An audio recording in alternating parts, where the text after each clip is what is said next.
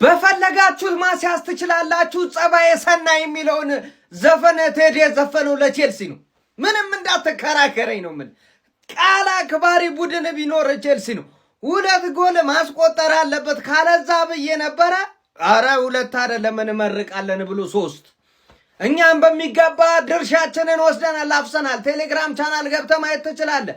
እዚህ ጋር የተጻፈ የቴሌግራም ቻናላችን ነው። ቀጥታ አምርተ ባዮ ላይ ባለው ሊንክ እያገባችሁ የነገም ጨዋታዎች ይኖራሉ። ዛሬ ተቀልጥሟል አራዳ ልጅ ቼልሲም ቼልሲ ሲጀምር ምሽት ላይ ገብቶ ቼልሲ ጋር የፈለገ ታምር ቢመጣ ማያሳፍር ክለብ ቢኖር ቼልሲ ነው። ምን ጥያቄ እንደውም ዋንጫውን ይብለው ቼልሲ። ማንም እምቢ እንዳትል ስጡት ለቼልሲ። አሁኑኑ ምንም ጨዋታውም ይቅር ሁሉም ነገር ይሰጠው ለዛሬ ይሰጠው። ሌላ እንትን ውስጥ እንዳይገባ ቼልሲ። ለማንኛውም የሚመቸው አራዳ ልጅ ቼልሲ ያሸንፏል። ሼር ኮፕ ሊንክ እያረጋችሁ ቴሌግራም ቻናል መቀላቀል እንዳትረሱ።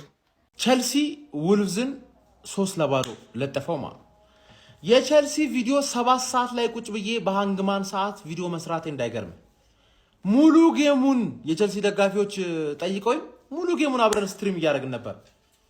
3 ማኪያቶ ነው የጠጣሁት። ማን የሆነ ሰዓት ላይ ፈርስት ሃፍ አሪፍ ጨዋታ ነበረ፣ ግን ጎል አልነበረው።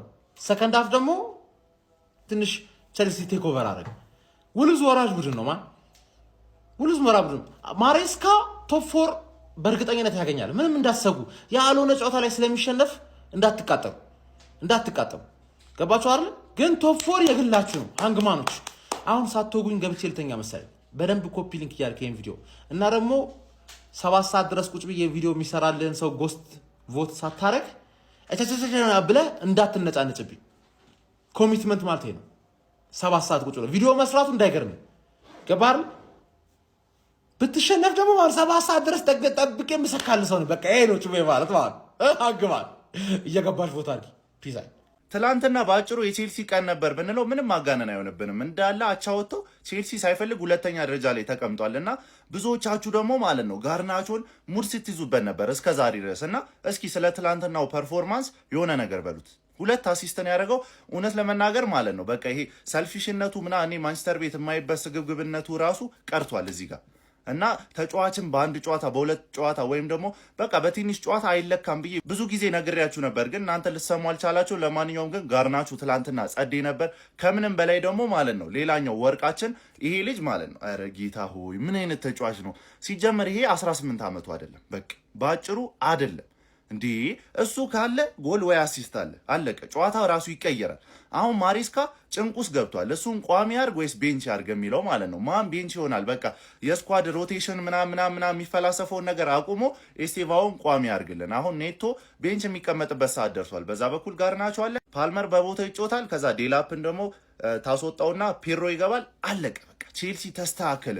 የፎፋናና የቻሎባ ጥምረት ራሱ ምን ይባላል? እግዚአብሔርን እስኪ ይህ ብርክ የሚለው ተከላካይ ማለት ነው ሁለቱ ሲጣመሩ ግን ምን አይነት ፐርፎርማንስ ነው የሚያሳዩት? ራሳችሁ መስክሩ። ዛሬ ደግሞ ሲቲ ከሊቨርፑል አለ። ያው አንዳቸው ሲያሸንፉ 3ኛ እንሆናለን ማለት ነው። እና 3ኛ ሆነን ኢንተርናሽናል ብሬክ ተጫዋቾቹ ያመራሉ ማለት ነው።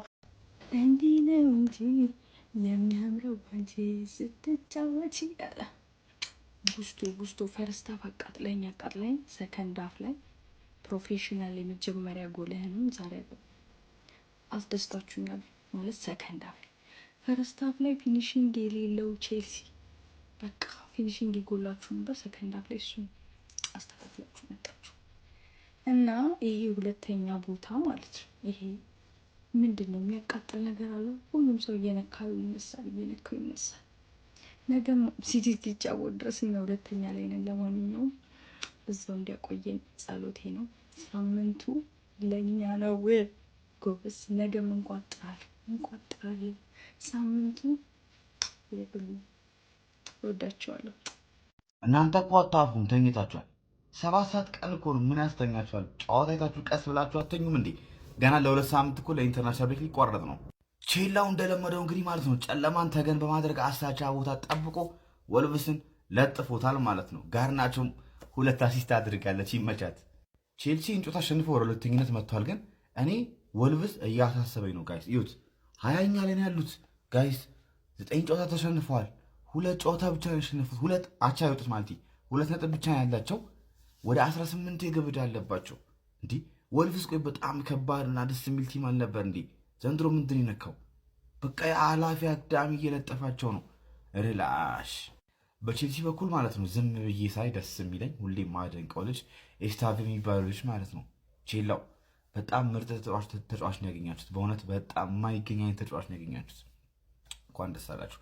ለማንኛውም ወደ ኢንተርናሽናል ብሬክ ስትሄዱ ከድል ጋር ነው የምትሄዱትና ይሜ በ11ኛ ሳምንት እንግሊዝ ፕሪሚየር ሊግ ጨዋታ የኢንዞ ማሬስካው ቼልሲ ወራጅ ቀጠና ላይ የሚገኘውን ወልቭስን በማስተናገድ 3-0 በሆነ ውጤት ማሸነፍ ችሏል። ቼልሲዎች ከዚህ ጨዋታ ድል በኋላ በፕሪሚየር ሊጉ 20 ነጥቦችን በማስመዝገብ ሁለተኛ ደረጃ ላይ መቀመጥ ችሏል። በሁለቱም አጋማሾች በዚህ ጨዋታ ላይ ቼልሲዎች የበላይነት ነበራቸው። ነገር ግን በመጀመሪያው አጋማሽ ወልቭስ ላይ ጎል ለማስቆጠር በጣም ተቸግሮ 0-0 ነበር መለያየት የቻሉት። ከሁለተኛው አጋማሽ በኋላ ግን ጫናቸውን ከፍ በማድረግ ወደ ሜዳ የገቡት የኢንዞ ማሬስካው ቼልሲዎች ማለጉስቶ 50ኛው ደቂቃ ላይ ባስቆጠራት ጎል አማካኝነት 1-0 ቀዳሚ መሆን ቻሉ። ታዲያ ወልቭሶችም ከዚህ ጎል በኋላ ነቅለው በመውጣት ለማጥቃት ጥረት ማድረግ ችለው ነበረ። ነገር ግን በድጋሚ ቼልሲዎች በፔድሮ አማካኝነት 65ኛው ደቂቃ ላይ ጎል በማስቆጠር 2-0 ማድረግ ቻሉ። 73ኛው ደቂቃ ላይ ፔድሮ ኔቶ ጎል በማከል 3-0 ጨዋታውንም ማሸነፍ ችሏል። በዚህ ጨዋታ ላይ 90 ደቂቃ ሙሉ ወልቭሶች ምንም አይነቱን ታርጌት ሙከራ ቼልሲ ላይ መሞከር አልቻሉም።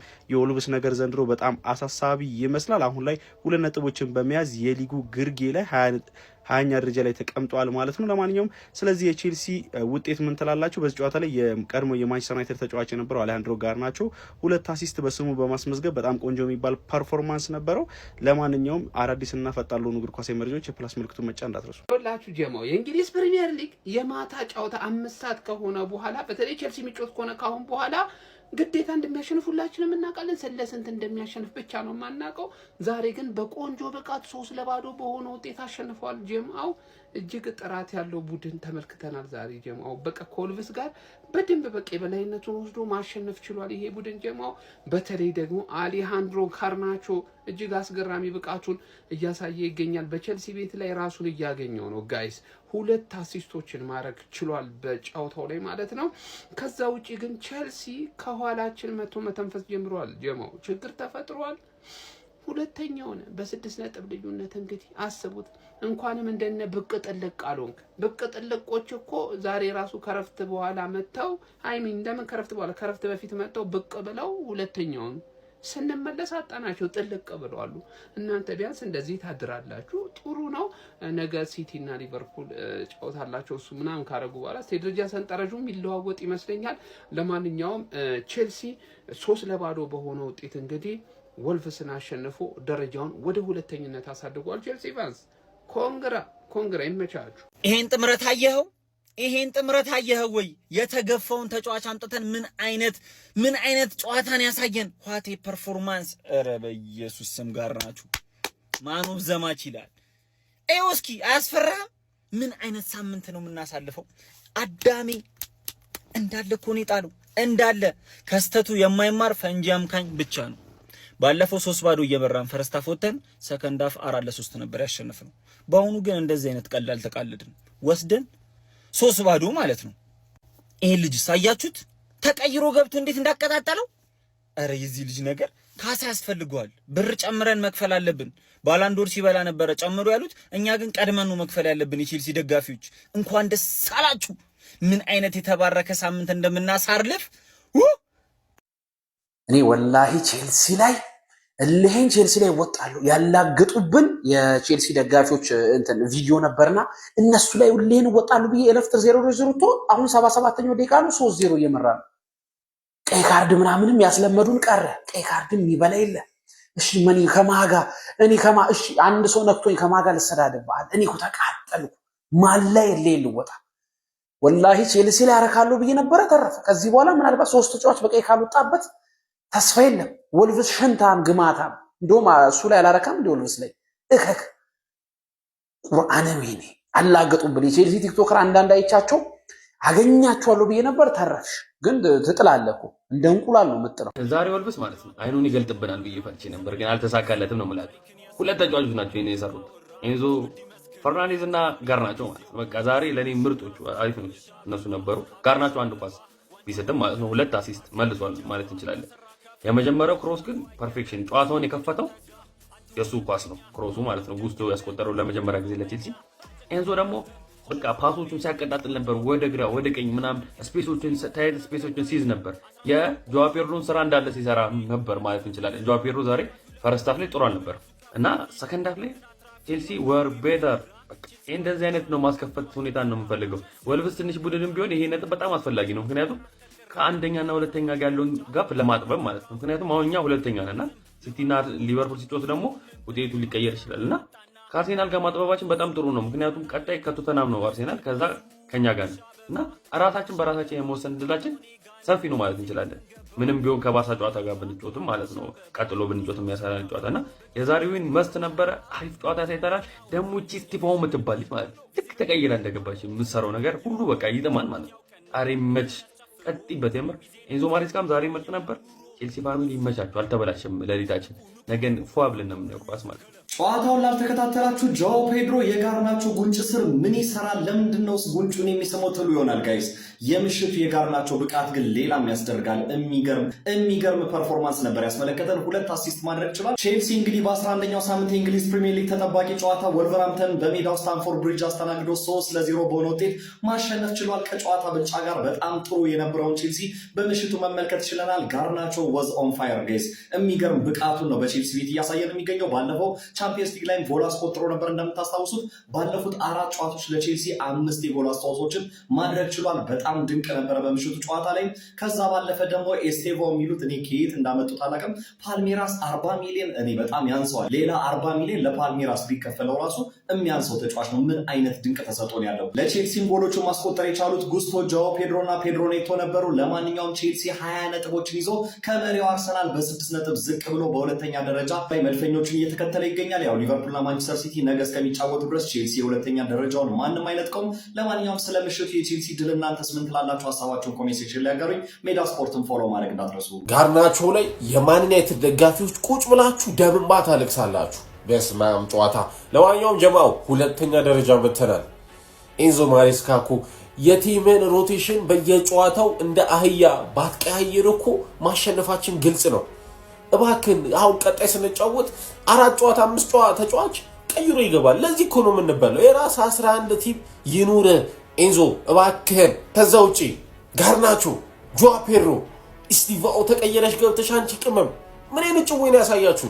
ጉስቶ የሌለበት ኬት ነው ያመጣው?